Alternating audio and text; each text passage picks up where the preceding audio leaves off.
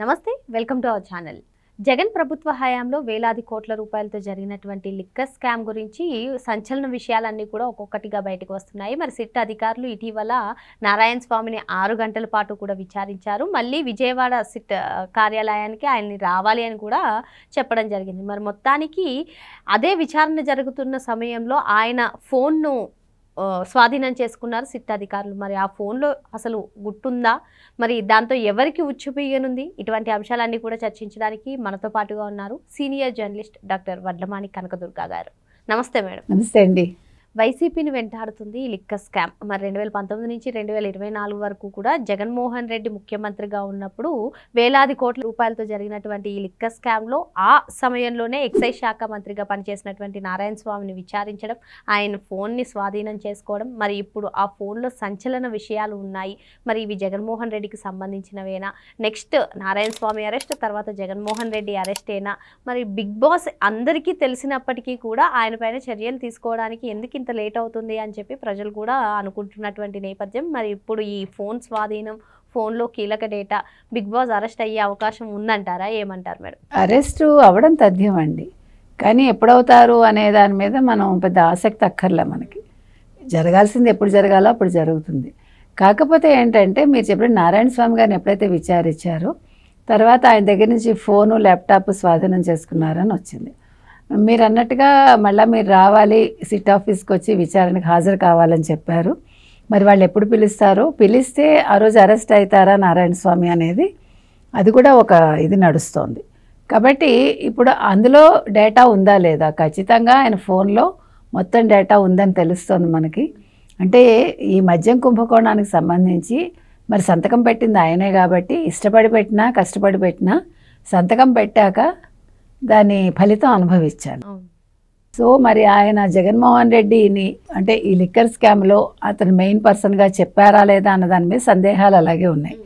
కానీ సిట్టు ముందు ప్రతి వాళ్ళు కూడా ఖచ్చితంగా నోరు విప్పాల్సి వస్తుంది. ముందు మాకు తెలియదు, గుర్తులేదు, మర్చిపోయామన్న ఎవిడెన్స్లు ముందు పెట్టాక రావాల్సిన నిజాలు సిట్టుకి ఎలా రాబట్టుకోవాలో తెలుసు. దానికేం కొట్టక్కర్లేదు, తిట్టక్కర్లేదు. ఇప్పుడు మీరు తప్పు చేస్తున్నప్పుడు మీ దగ్గర ఇగోనండి, మీరు ఇప్పుడు పలానా టైంలో అక్కడ ఉన్నారు, అది జరిగినప్పుడు అన్నప్పుడు మీరేం మాట్లాడతారు? నే కాదు అని చెప్తారా? చెప్పరు కదా. ఒకవేళ చెప్దామన్నా దానికి కూడా ప్రూఫ్ చూపిస్తారు వాళ్ళు. సో అట్లా ప్రూఫ్లు చూపించాక నారాయణ స్వామి ఇంకా కాన్బట్ పొజిషన్లో జగన్మోహన్ రెడ్డి పేరు చెప్పు ఉండొచ్చు. నేను అప్రూవర్గా మారిపోతానండి, నాకు శిక్ష తగ్గించండి అని అడిగి ఉండొచ్చు. ఎందుకంటే వాసుదేవరెడ్డి చేసింది అదే కదా. అసలు వాసుదేవరెడ్డి క్లూ ఇవ్వకపోతే ఇవాళ రాజకేశరెడ్డి దొరికేవాడా, మిగతా వాళ్ళు దొరికేవాళ్ళ? అంటే అసలు ఊహించని విధంగా మీరు అసలు లిక్కర్ స్కామ్ ఇంత ఉంటుంది అని మీరు కల్లో కూడా అనుకుని ఉండరు. ఏదో చిన్న విషయం అనుకుంటే అదొక మహాసముద్రం అయిపోయింది కదా. అలాగే విజయసాయిరెడ్డి ఒక 40 ఏళ్ళు ఒక వ్యక్తుల్ని అంటిపెట్టుకుని 2 పార్టీలను అంటిపెట్టుకుని ఉన్న పెద్ద మనిషి బయటకు వచ్చేసి పార్టీ ప్రాథమిక సభ్యత్వానికి రాజీనామా చేసి అప్రూవర్గా మారితేనే కదా ఇవాళ అతను హ్యాపీగా తిరుగుతున్నాడు. అంటే నేను చెప్పేది ఏంటంటే అసలు వైసీపీ హయాంలో అసలు ఏంటిది, ఈ స్కామ్లు ఏంటి, ఎందుకు చేశారు, ఏం ఆశించి చేశారు ఒక్కొక్కళ్ళు? అసలు జగన్మోహన్ రెడ్డి ఏమనుకున్నాడు? 30 ఏళ్ళు ఉంటానని ఎలా అనుకున్నాడు? ఇన్ని అక్రమాలు చేశాక ప్రజలు అసలు నిన్ను ఉంచుతారని ఎలా అనుకున్నావు జగన్మోహన్ రెడ్డి? ఇప్పుడు నారాయణ స్వామి ఫోన్లో కీలక డేటా ఏదో దొరికింది, అది రిలేటెడ్ టు జగన్మోహన్ రెడ్డి అనే కథనాలు కూడా వినిపిస్తున్నాయి మేడం. వాస్తవం ఉందంటారా? ఉంటుందండి, ఎందుకు ఉండదు? ఇప్పుడు ఫోనుల్లో ఇప్పుడు అదే కదా సిట్ వాళ్ళు ఏం చేస్తున్నారు, గూగుల్ టేక్అవుట్ ద్వారా మొత్తం అంతా సేకరించారు. నాకు తెలియదండి, ఆయన ఎవరో నాకు తెలియదు, ఇదిగోనమ్మా ఈ నెంబర్ ఎవరిది, ఈ నెంబర్లో ఇన్ని నిమిషాలు మాట్లాడావు, లేకపోతే ఇన్ని సెకండ్లు మాట్లాడావు, ఇన్ని గంటలు మాట్లాడావు, అది ఎవిడెన్సేగా. అదేవిధంగా జగన్మోహన్ రెడ్డి ఎవరెవరి చేత నారాయణ స్వామికి ఏం మెసేజ్లు పంపించారో, ఏం మాట్లాడిచ్చారో ఫోన్లో అవన్నీ కూడా వచ్చేస్తాయి. ఏం మాట్లాడుకున్నారో కూడా వస్తుందిగా. మరి జగన్మోహన్ రెడ్డి చెప్పకుండా ఇక్కడి నుంచి సమాచారం వస్తుందా? ఇక్కడి నుంచి జీ హుజూర్ అని చేస్తాడా? జరగదు కదా. కాబట్టి జగన్మోహన్ రెడ్డిని ఎస్టాబ్లిష్ చేయడం అయిపోయిందండి. మీరు అన్నట్టుగా ఎందుకు మేడం ఈ డిలే? ఎందుకేంటి, ఎందుకు మనకు కంగారు? దొంగను వెంటనే వేసేయటం ఎందుకు? ఇప్పుడు వెంటనే వేసేస్తే వాళ్ళు మార్గాలు వెతుక్కుని బయటకు వచ్చేస్తారు. అన్ని మార్గాలు మూసుకుపోయాక వేస్తే ఓ 10 ఏళ్ళు 15 ఏళ్ళు ఉంటాడు సుఖంగా ఆయన జైల్లో, ఎటువంటి బాధరబందీ లేకుండా, తెల్లారి లేచి నోట్లు లెక్క పెట్టుకోవడం లేకుండా కదా. ఆ నోట్లు లెక్క పెట్టుకోవడం పెద్ద తలనొప్పి. ఓ 1000 లెక్క పెట్టాక మళ్ళీ మర్చిపోతాం మనం. మళ్ళీ మొదటి నుంచి రోజుకి ఎన్ని లక్షలు లెక్క పెడతాడు? ఆ డబ్బు చూస్తే ఓ పిచ్చి కదా. జగన్ అంటే డబ్బు, డబ్బు అంటే జగన్, నోట్ల కట్టలంటే జగన్. కాబట్టి ఆ కట్టల పాములను చూసుకుని మురిసిపోవటం అనేది ఇంకా ఉండదు. కాబట్టి లెట్ హిమ్ ఎంజాయ్. మొత్తం లెక్కలు ఎన్నిసార్లు చేసుకుంటాడో చేసుకొనివ్వండి, లెక్క పెట్టుకొనివ్వండి, ఎంత డబ్బు ఉందో కళ్ళారా చూసుకొనివ్వండి, మనసారా ఆస్వాదించనివ్వండి ఆ వాసన. మీకు కొత్త నోట్ల వాసన బాగుంటుంది కదా, లెట్ హిమ్ ఎంజాయ్ దట్. అప్పుడు జైల్లో వేస్తారు. ఎందుకంటే ఇప్పుడు ఆల్మోస్ట్ చివరికి వచ్చిందండి. ఇంకా విజయసాయిరెడ్డి మళ్ళీ సిట్టు ముందుకు వస్తారా? సెప్టెంబర్ తొలి వారంలోనే ఫైనల్ ఛార్జ్ షీట్ కూడా దాఖలు చేస్తారు. ఖచ్చితంగా చేస్తారండి. ఆల్రెడీ జగన్ పేరు పెట్టారు మొన్న ఛార్జ్ షీట్లో, ఇప్పుడు వివరంగా పెడతారు. అందుకని అంతిమ లబ్ధిదారుడు వెళ్తుంది. ఛార్జ్ షీట్ ఫైల్ అయ్యాక కదా మనం అనుకున్నాం కదా 7వ తారీఖు ఉపరాష్ట్రపతి అయిపోనివ్వండి, అన్నీ ఒక కొలిక్కి వస్తాయి. 9 అంటున్నారు కదా, మీరు ముహూర్తం పెట్టారు కదా, పెట్టాక నెలాఖరులోపు ఆయన అరెస్ట్ అవుతాడేమో. మనం ఎందుకు తొందరపడ్డాం? అసలు జగన్కే తొందర లేదు, నింపాదిగా ఉన్నాడు ఆయన, అంటే పైకి బింకం ప్రదర్శిస్తున్నాడు. కాబట్టి నారాయణ స్వామి అనేవాడు అంటే, నేను ఇక్కడ ఇంకొక పాయింట్ ఏం చెప్పదలుచుకున్నానంటేనండి, నీ అవసరానికి దళితుల్ని ఎలా వాడుకున్నావు జగన్మోహన్ రెడ్డి?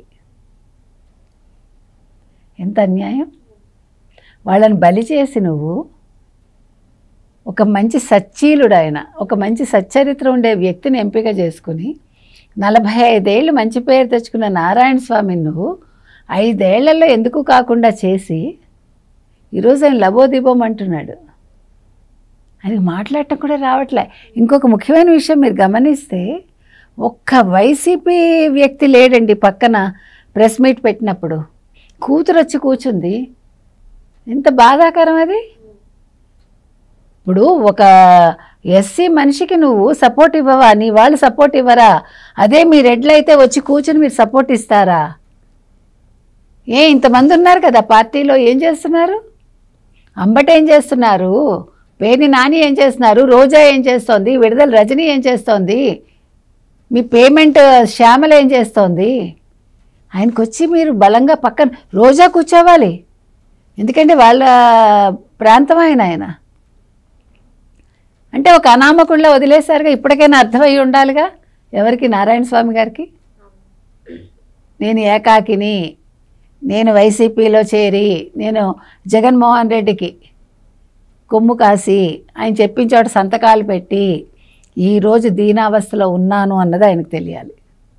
నేను చంద్రబాబు నాయుడుతో పాటు రాజకీయాల్లోకి వచ్చాను. ఇప్పుడు చంద్రబాబు నాయుడు ఎందుకు గుర్తుకొచ్చాడు? ఆ రోజు ఎట్లా తిట్టావు నువ్వు చంద్రబాబు నాయుడు గారిని? ఇదే నారాయణ స్వామి తిట్టారా లేదా? ఈరోజు చంద్రబాబు నాయుడు కావాల్సి వచ్చారు. ఏ ముసలాడైన హేళన చేశారో, ఎవరినైతే మీరు తొక్కేయాలని చూశారో, ఇవాళ చంద్రబాబు నాయుడు ఒక ఫీనిక్స్ పక్షిలా పైకి లేచేసరికి మీరందరూ రెక్కలు పట్టుకుని ఎగరాలనుకుంటున్నారు. అది జరిగే పని కాదు. ఎందుకంటే ఆయన నిజాయితీగా ముందుకెళ్తున్న నాయకుడు కాబట్టి ఆయన వెంట అందరూ ఉన్నారు. మీరు ఒక అంటే కుత్సితంతో, ఒక కుతంత్రంతో ముందుకొచ్చి ఒక అవినీతి చేసి తల్లిని చెల్లిని బయటికి పంపించి ఒక బాబాయిని చంపించి ఒక నారాసుర రక్త చరిత్ర పేరుతో చంద్రబాబు నాయుడు గారిని ఒక నిందితుడిగా చూపించి ఒక ముఖ్యమంత్రి పీఠాన్ని అధిరోహించిన జగన్మోహన్ రెడ్డిని మీరందరూ నమ్ముకున్నారు. 5 ఏళ్ళు ఆయనకి ఊడిగం చేశారు. తర్వాత ప్రజలు ఆయన నీచబుద్ధి తెలిసాక కిందకి దింపాక ఇవాళ మీరందరూ కూడా ఏం చేయాలో తెలియక గిలగిలా కొట్టుకుంటున్నారు. మీ శేష జీవితం అనేది మీకు మనశ్శాంతి లేకుండా సాగుతుంది. అది గుర్తుపెట్టుకోండి. ఆయన మనశ్శాంతిగా బతికాడు. ఆయన ఉన్న 53 రోజులు జైల్లో ఆయన కోసం మొత్తం ప్రపంచం ఎదురు చూసింది. ఇక్కడ మీకోసం కనీసం నారాయణ స్వామి లాంటి వాళ్ళ కోసం ఒక్క వైసీపీ వ్యక్తి, ఒక్క కార్యకర్త కానీ ఒక్క నాయకుడు కానీ పక్కన నిలబడలేదు. ఇది గుర్తుపెట్టుకోండి నారాయణ స్వామి. మీరు నిజాలు చెప్పండి.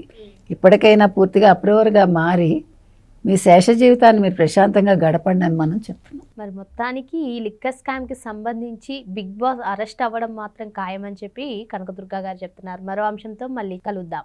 Thank you madam. Thank you.